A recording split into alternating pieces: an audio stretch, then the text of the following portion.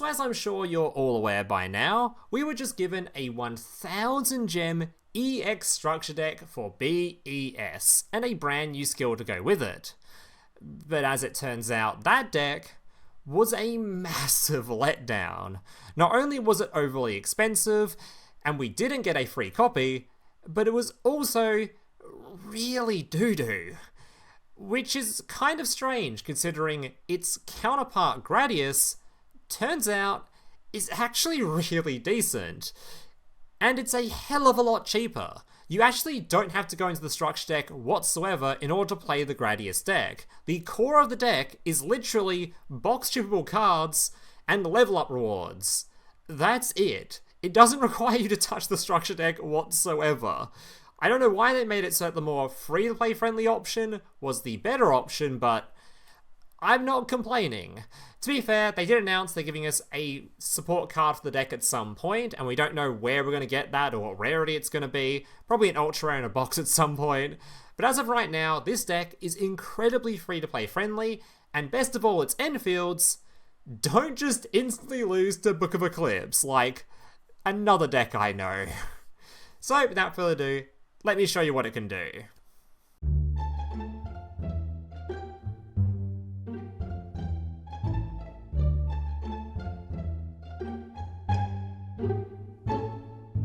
So here's today's deck list. Now just a reminder before I get to the deck list, if you guys are enjoying today's video and want to see some more content just like this in the future and more deck lists from me in the future, please remember to leave a like and consider subscribing to the channel down below. Alright, let's jump into this deck list. So like I mentioned earlier, the core of this deck list is incredibly cheap to obtain, and you do not need to go in the structure deck for it whatsoever. If you're someone that wants to play Gradius and wants to skip the structure deck, you can. If you've already gone into the structure deck, the cards are available in there, but if you don't want to, you can skip it. This deck, or the archetype, requires 3 cards. We've got your Viper available from Quinton as a level up reward, and 2 cards available from box chips from an ancient Duel Links box, Valkyrie's Rage back in 2017, available from box chips, and just like that, got your Gradius, also from the exact same box, also available via box chips.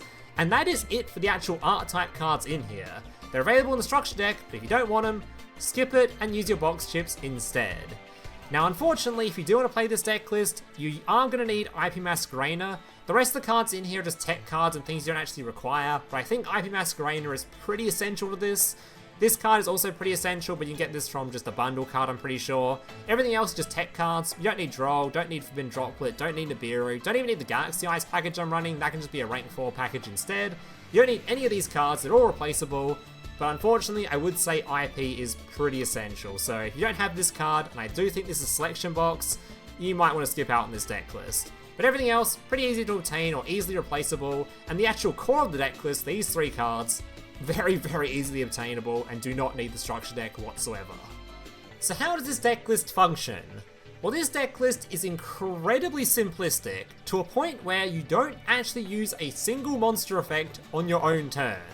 Literally don't need to use a single one in order to set up your end field. If you're using the Galaxy Ice package, you will also use one monster effect for that, but if you don't want to set up the Galaxy Ice package or you notice your opponent has an Imperm or a Veiler in hand, you literally can set up your end fields without using a single monster effect. You'll be able to set up a Lyralist double bounce, and rank 4 of your choice, and a copy of IP Masquerader without using a single monster effect. It is really bizarre, and it's all thanks to the brand new skill, Destroy Them All. So what this skill does is a whole bunch of effects. Basically, at the start of the duel, will dump a light monster to your graveyard, will allow you to put a boss on parade on your field, and it gives you 2 normal summons. Then when you have a whole bunch of light monsters on field, you activate it, and you add cards from your deck to your hand, equal to the number of light monsters you just put on your field, plus 1. Typically, this skill gives you 4 draws. It's pretty insane. You'll see during the gameplay what exactly it looks like, but you're adding 4 cards from your deck to your hand, which can just be 3 copies of Gradius option. This card, whenever you have this dude on the field, you can just summon him to the board, and this isn't a once per turn, so you just spam summon this thing a billion times to the field in order to set up a whole bunch of different link monsters or rank exceeds monsters such as your Ensemble Robin. Also, because you got 2 normal summons, it's pretty easy to make a rank 4. You just normal summon one, normal summon another, and of course your Boss on Parade allows you to pop a monster in your hand to summon a level 4 to the field, so you just spam out rank 4s or summon a billion different Link monsters. The skill is honestly really impressive. And that's basically it for the deck list, so without further ado, let me show you some gameplay. Alright, so today I've got 5 replays to share with you guys. Now not all these replays are going to be insane replays, some of them I just literally saved to show you the turn 1 infields I was setting up, so you guys can copy them if you want to. But there is some insane replays in here as well, taking out a bunch of meta decks, most of which was Shadow. It's weird, I haven't seen Shadow like at all for the past month, but today I came across it a billion different times, and we've got a bunch of replays of us beating it on this one, so yeah, let me show you. First of all, we've got a Blue Eyes replay. So this guy, I don't think was the best Blue Eyes player, and I think typically against Blue Eyes, it might be a little bit of a struggle. I think that deck is really strong, especially the Trap card. Because the Trap card, they just activate it going second, they just put it on the field. If they've got a bunch of Blue Eyes in hand, your field is just gone. There's some cool things you can do, like for example, the Lyralist I'm playing in here. You can also just set up the other Lyralist that stops you taking any damage for the turn. So if you're in a matchup where you're worried you might die, you can play that Lyralist and just skip the turn basically. I'm not sure how good that actually is. It might be just better to try sub a field like I did, but that's an option. Alright, so first and foremost, activate the skill. The skill at the start of the duel dumps your orbital to the graveyard, which we'll be retrieving later on. Normal summoning your T30, your T301. Popping a monster from your hand in order to summon a Gradius from the deck list. This deck is essentially a whole bunch of 2-card combos.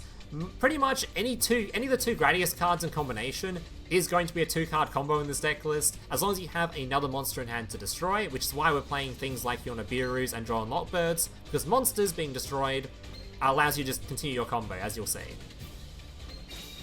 So summoning this card because we've got a Gradius on the field allows us to add 4 cards to our hand, 3 of which weren't even started in our deck list, just 3 copies of option.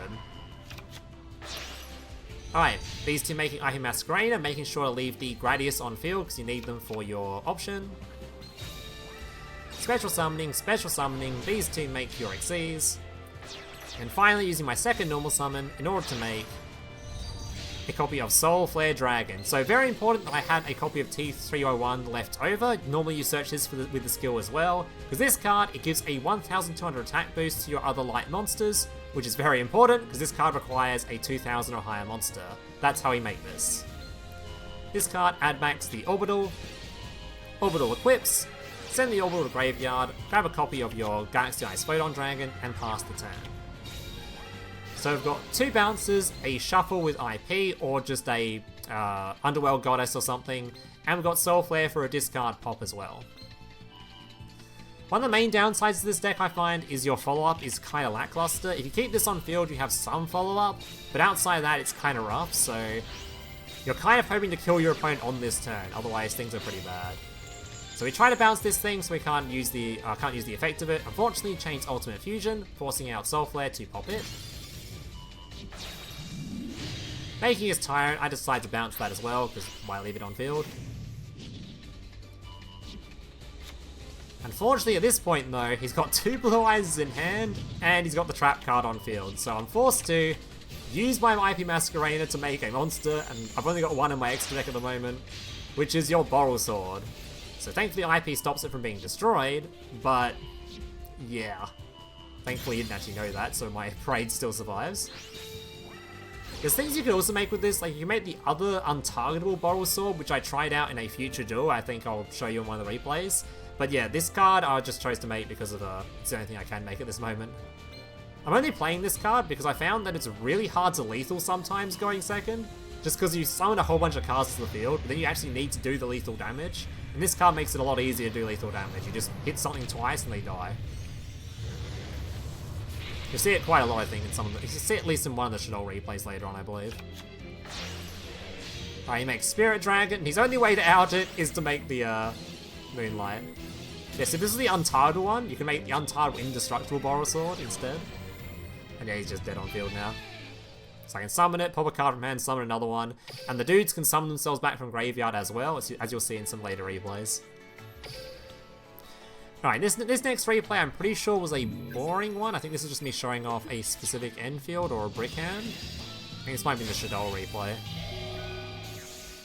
Let's see, was it the Shadow replay? Oh yeah, this is a really boring replay because I think my opponent just concedes as soon as I make a Beast Dweller, but I wanted to show off that you can set up a Beast Dweller with this, and with another different opening hand. So, normal summon, popping just a dude in hand, special summoning, grab me a copy of Option, another copy of Option, and this time a copy of T301 from deck. Making IP Masquerader, summoning 2, making the Xyz, and just normal summoning to make the Beast Dweller. So basically, if you're up against a matchup where you want to have, or you're in a meta where you want to play a specific Xyz monster, maybe you're scared of Sword Soul, you can play Roach, you're just scared of things like your Shadow, you can play a Beast Dweller. Depending on what the meta is, you can play different Xyz monsters. You can even play things like the Utopia package if you want to have the double negate from that. You can set that up in this deck very easily. Or you can just play the Galaxy Eyes stuff like I was playing. I prefer the Galaxy Eyes package because it doesn't get hit by a Book of Eclipse and instantly lose. So unfortunately, Book of Eclipse on this field would be terrifying because it takes out IP as well as taking out the monsters. So I like having another Link monster as well. But if you don't care about Book of Eclipse, you can set up other monster effects and stuff as well. Alright, on to our next replay, and I think this is also a fairly boring one, but I want to show this deck is also possible with brick hands to still set up really good fields. Basically, if you open a hand where you don't have access to like the 2 Gradius sort of cards, or you don't have a monster in hand to pop with your continuous spell, you can literally just one card combo set up IP and the Galaxy card very easily, or a rank 4. So in this hand, I only have literally just this dude, and I can still set up 2 monsters worth of stuff. So pop monster, putting the dude on field, grabbing a bunch of stuff. Unfortunately, because we only had 2 dudes on field, we can only search for 3 cards, which is not ideal. But it's still enough to make just a simple, make your Soul Flower or a rank 4, whatever you want to make. And IP, and yeah.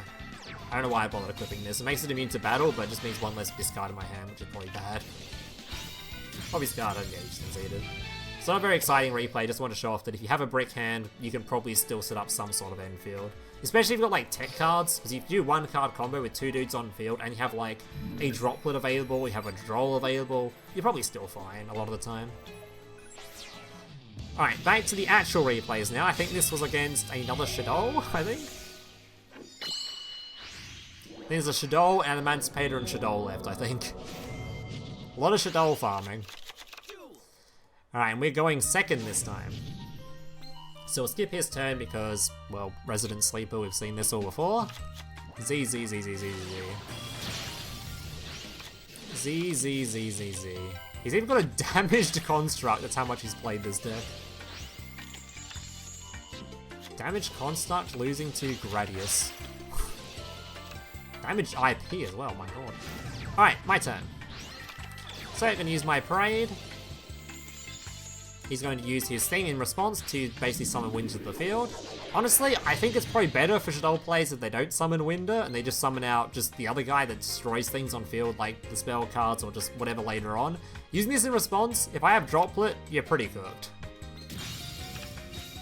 So summon this, summon this, summon this. And you'll notice, by the way, we already have 1 billion damage worth on field and we haven't actually got into any of our actual effects yet. We just did 2 normal summons. So I can threaten battle phase, and by doing so, that triggers him to have to use the IP Masquerader, which means I can now Droplet in response to it, and threaten lethal on field. Which also forces out the Effect Veiler in main phase. Now, here at this point, I should have been able to go into the Borrow Sword, I'm pretty sure, but I think at this point I cut it from the deck and swapped it for the other Link 4 that I was trying out, so I didn't have it, if you're wondering why I don't make Borrow Sword here. So I just sort of do some other random stuff instead. So I have Masquerade, I think I make the Underworld Goddess I'm trying out as well. Alright. Then during battle phase, as soon as you swing in with a monster, it triggers the Viper in Graveyard to resummon itself, which boosts the attack of this card, and that is lethal on field. But yeah, normally I would go for Borrow Sword there, probably. His name Borrow Sword, right? Yeah, I haven't used that card in literally forever. Alright, next up we had the Emancipator player who was doing some dirty things with a Rescue Rabbit. I think he also got hit with a Draw and Lock Bird in this game, which affected him quite a bit. I don't know why you'd want to play Emancipator with the the dude on field, the floodgate. Which thankfully doesn't affect this deck whatsoever, so... We'll fast forward him a bit. We hit him with a draw and lock bird at some point. Searches for a card, draw and lock bird, and now if you wanted to go for like a rank 4 to search for block dragon or something, you now can't do that. I don't know if he even had 2 level 4s on field, he might have. He didn't have 2 level 4s. Yeah, he didn't make like a herald here or anything, he just made, he opted for the spell negate, and then opted to make a rescue rabbit into dirty floodgate. And what's crazy is, I assumed, because he grabbed Ophion, that he had the spell card that we also revealed from the deck. Turns out this wasn't that spell card. So I don't know where the spell card is, but he didn't grab it. Alright, before we got anything on field, we are using the unexpected die, chaining the droplet to it, so he can't negate it. Also, he can't negate this later on, actually. Alright, carrying a bunch of cards to my hand. Special summoning, making an IP. Again, this is another game where I wish I had Borrow Sword. This is why directly after this game I put the card back in, because Borrow Sword would have made this infinitely easier to lethal with. Just go into it and just attack twice. Yeah, sorry, sore throat a bit. Alright, yeah, I would have just made Borrow Sword here, but again I was going Underworld Goddess. There was probably a lethal here, but I just missed it somewhere. I had a lot of resources. Has this card in hand to defend himself. Gonna swing in, summoning this back. And then unfortunately, he had Droplet, not Infestations. I was like, oh, okay, interesting. Alright, Dragite gonna be shuffling back. So this guy did a whole bunch of stuff on his turn now. I think he goes for a Draco Berserker, I think.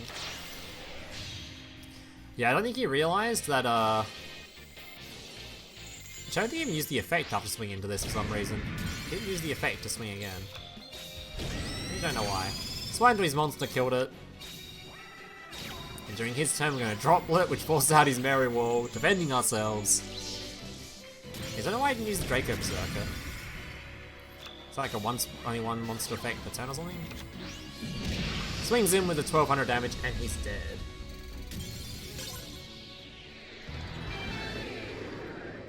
I don't know why I didn't use the effect of this. I'm missing something, maybe. Alright, next up we have the Shadow replay. The final Shadow replay. Alright. This one was a bit of a banger as well. And I actually put the Borrow Sword back in for this one, so we did some Borrow Sword gaming. 5-game win streak, Shadow, from Mr. I'm Back. Alright, so we'll fast forward his turn, let him do his stuff, don't care.